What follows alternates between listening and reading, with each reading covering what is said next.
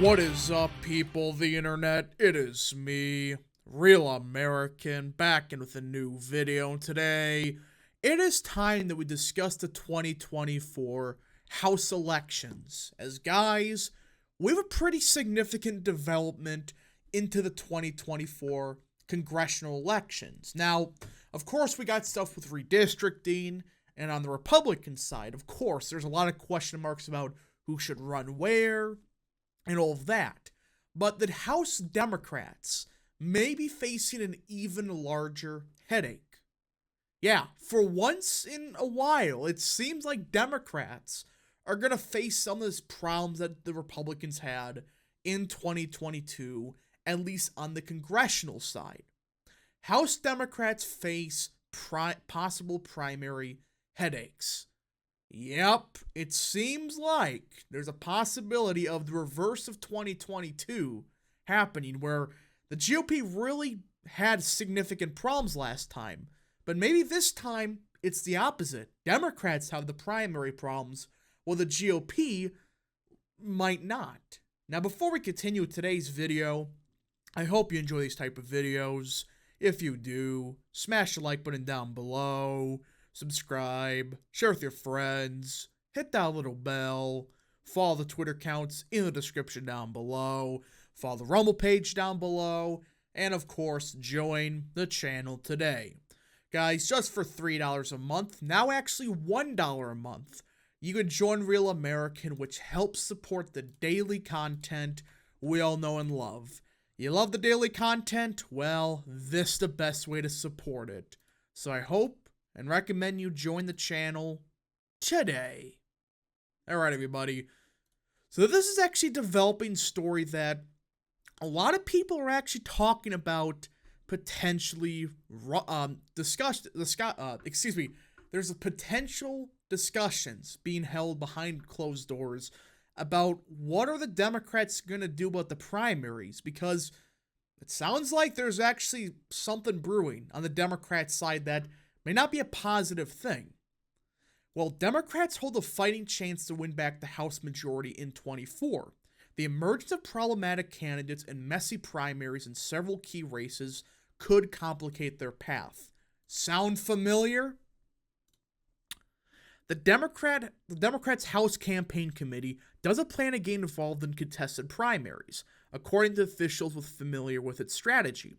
That runs the risk that weaker candidates could emerge in must-win races, a dynamic that Republicans are very familiar with. Now, let me be clear. A lot of that is due to the fact you have funding problems, which it doesn't matter what happens with the Democrats. They're going to have not that big of a problem with funding.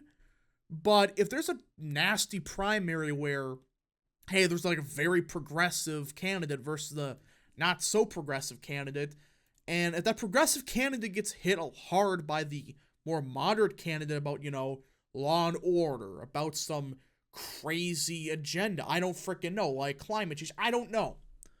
Well, that may help her with the base, or him or her with the base, but may hurt their candidates in these swing districts, a lot of independent-minded voters, areas that are 50-50. And there's a serious possibility of that. Jamie McLeod Skinner, a progressive attorney who lost an Oregon district that Biden carried by 9 points in 2022, is planning to seek a rematch against Congresswoman Lori Chavez DeRaymer. Now, this is the first one, and this is actually kind of big for the GOP, because DeRaymer is the nominee. She's been okay. I mean, not the best, but it is a Biden +9 seat, and she seems well-liked enough in the district where you run against Skinner again, and this time you're the incumbent.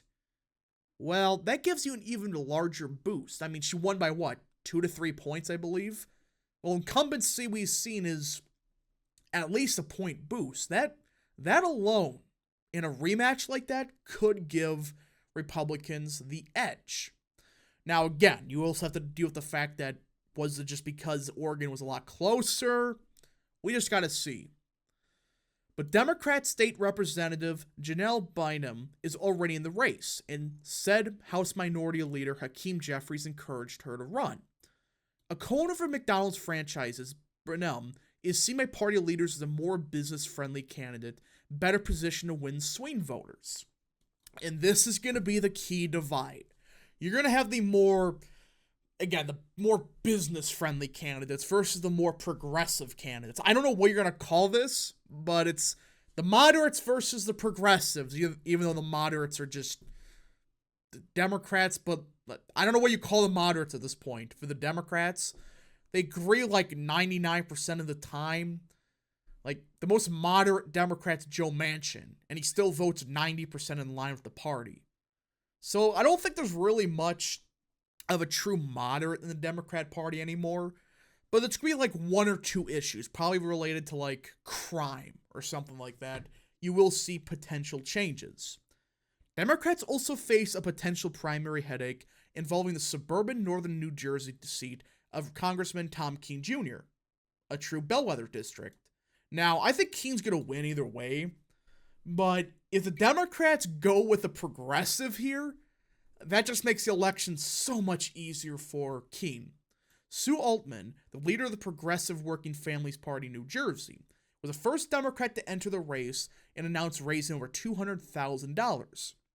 Democrats privately worry that her profile, she led protests against neighboring Josh Gottemeyer for his moderate record, makes it harder for them to win the seat, but no obvious alternatives has emerged. Roselle Park Mayor Joseph Signoro, former State Department official Jason Blazarkis, and former State Senator Raymond Lazinski are all mulling runs. In one of the more marquee House Democratic primaries, two candidates with solid political prodigies are squaring off. And this is arguably the best example of what could potentially happen. It relates to one of the upsets of 2022. Michael Lawler in New York, 12th, I believe. Again, I could be off about that, but Michael Lawler, remember him? He defeated DCC chair Sean Patrick Maloney in one of the GOP's only significant victories of 2022. Well, there's been many question marks about, can he really hold on to a Biden plus 15 seat? There's a possibility of it. Former Congressman Mondaro Jones, I don't know why I can never say his first name right, and local school board trustee Liz Gerke, better known as the sister of Michigan Governor Gretchen Whitmer, are running in a primary to face Congressman Michael Lawler, one of the Democrats' top targets. This is not even a joke. The sister of Whitmer and the former progressive candidate. Either way, I don't see this being a good fit for this district. Yes, it's fairly Biden-friendly, but they also like Lawler. Michael Lawler is beloved in the seat. I think his approval rating's like 50-odd%. And there's been some polling, and again, it's congressional polling. Even Trump is doing decent in the district, comparatively. Even the Democrats' internal poll has Lawler up over Jones. Jones, a recognizable former congressman and CNN commentator, starts out as the primary frontrunner, according to Democrats tracking the race, but some worry his progressive record could alienate crime-conscious moderates. After winning his first congressional election in 2020, Jones tweeted, "We must reimagine our criminal legal system," in a call to reduce mass incarceration.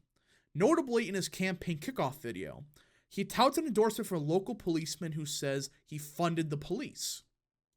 Crime was a top issue for New York voters in last year's midterms, as Republicans picked up 3 Democrat-held seats in the Empire State despite an otherwise disappointing election. Lawler defeated DCC chair Sean Patrick Maloney in one of the GOP signature victories.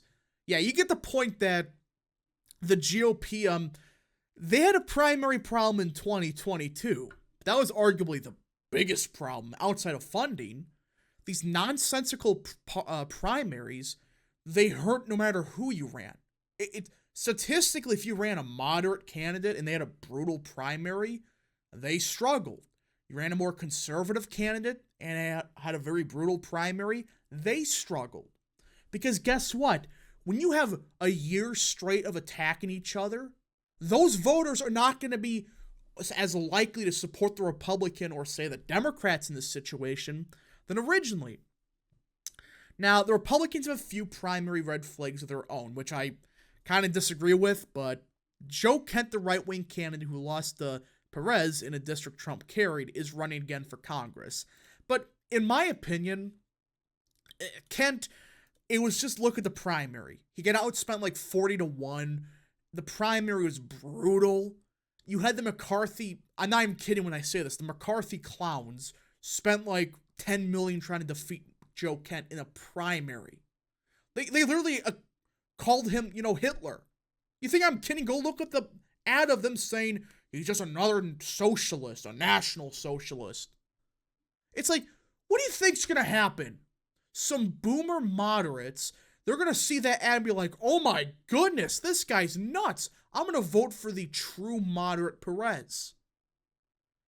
I've always been sick of these garbage, nonsensical primaries, but it seems like Democrats already have some big problems. I mean, you got the New York House seat, the New Jersey seat, which I think Keene's going to win either way. Oregon, I mean, if they lose the Raymer seat, there's no pathway to win the House at that point. If they lose Lawler, good luck. But overall, I think that the Democrats have some serious problems when it comes to some of these primaries. If it really does end up being 2022, but for the Democrats, they have some brutal primaries and what should be relatively easy elections. I mean, arguably, these are far easier elections to win than some of the Republican seats. So, hopefully Republicans, they avoid most primaries. They don't get outspent 50-1. And let's just hope the Democrats beat each other up so badly, they have no money left for the general election. But who knows? This can change. We're only in July, but so far, 3 key congressional elections, very divisive primaries. Anyways, folks, thank you so much for watching. If you did enjoy this video, smash the like button down below, subscribe, share with your friends, hit that little bell, follow Twitter accounts in the description down below, and of course, join the channel today. Thank you so much. Godspeed to all of you.